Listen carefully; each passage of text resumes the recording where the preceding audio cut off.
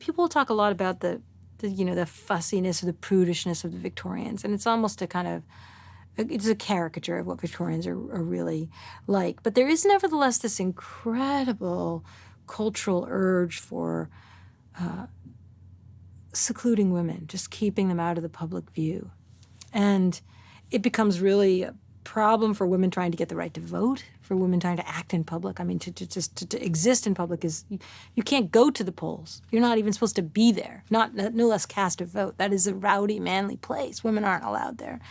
It's actually largely because of the camera and because of changes in journalism that this new kind of obsession is too strong of a word, but there's a general sense of people being kind of creeped out. Like everything's gotten a little invasive. But it's a little bit like, the kind of social media moment of like, ew, it's kind of gross. People are like looking at you all the time. But one of the things that journalism, as opposed to old newspapers, did, like the penny press, is investigate things. They would investigate. And it would be anachronistic to call them paparazzi, but they would follow around people of note and importance and try to take photographs of them and actually get them to say things or overhear them, like eavesdrop and sneak around. And the cameras were light enough and portable enough that you could be a little sneaky. One of the things that's really interesting about the transformation in journalism in this era is it does produce investigative journalism. And depending on what you're investigating, it can actually be entirely appropriate that a woman be the investigator, which is really kind of interesting.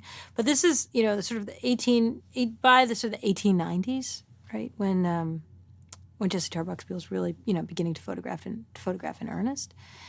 We're into the progressive era of American political history, in which reformers are trying to think about ways to call attention to social problems in order to press for legislative change. And a lot of the problems they want to call attention to involve a fair amount of invasion of privacy, or what we might consider to be invasion of privacy. So this is sort of like the Jacob Riis doing the How the Other Half Lives photographs, right? Like, let's go see in these immigrant tenements, like, mothers and their children and how they are actually enduring.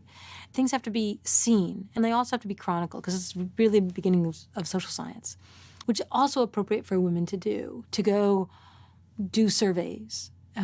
Think of the kind of progressive reformers, sort of Jane Addams or Florence Kelley, these women who are trying to figure out how to better working conditions for women in factories, or to better, the provision of milk for women living in tenements.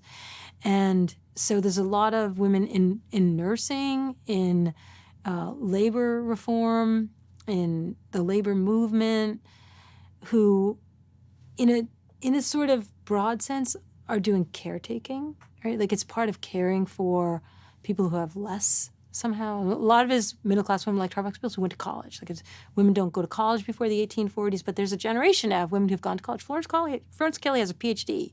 She translated Friedrich Engels from the German to the English. Like, she's a very learned person. But there are learned women who are going to do really exhaustive research, and sometimes they're publishing it as social scientists, or sometimes they're arguing for legal reform. A lot of women go to law school in this period. A lot of women go to law school. And sometimes they're chronicling suffering, whether by taking photographs or by writing about it. I mean, think about, like, a contemporary would be Ida B. Wells, who is the great anti-lynching crusader of the progressive era. She publishes Southern Horrors, I think it's maybe 1894. So muckraking comes out of this moment, right? Like, Theodore Roosevelt calls it muckraking because, like, you're raking the muck, like the shit out of a horse's stall. And he thinks it's bad because you're just, like, asking people to look at the shit in society. But actually, muckrakers will say, like, I didn't write about this stuff because I hated the world. I wrote about this stuff because I loved the world. And that you can see a little bit of that in Beale's too, which is like or in the Jacob Riis stuff. Like, there's a certain kind of, like, little bit of his little, you really have to show that. But, like, a lot of it's like, you have to show that. Like, you have to explain what lynching is, and you have to show lynching. You have to tell your readers what this really is, because people can't see this.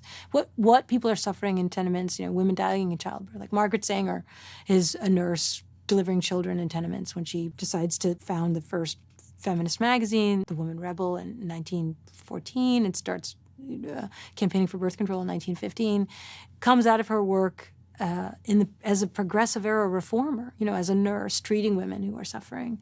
So there's a lot of scope in some ways for what women can do, because a lot of it falls under the heading of reform. And all throughout American history, women have been the leaders of reform movements, whether it's abolition or temperance or prohibition.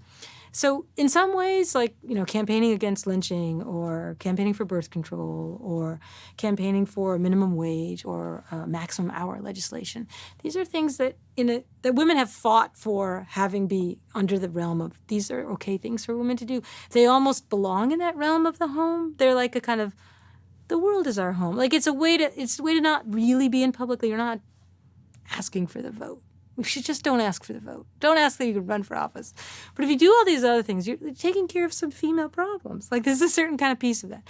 And you see when women try to move out of that, they often get jammed back in.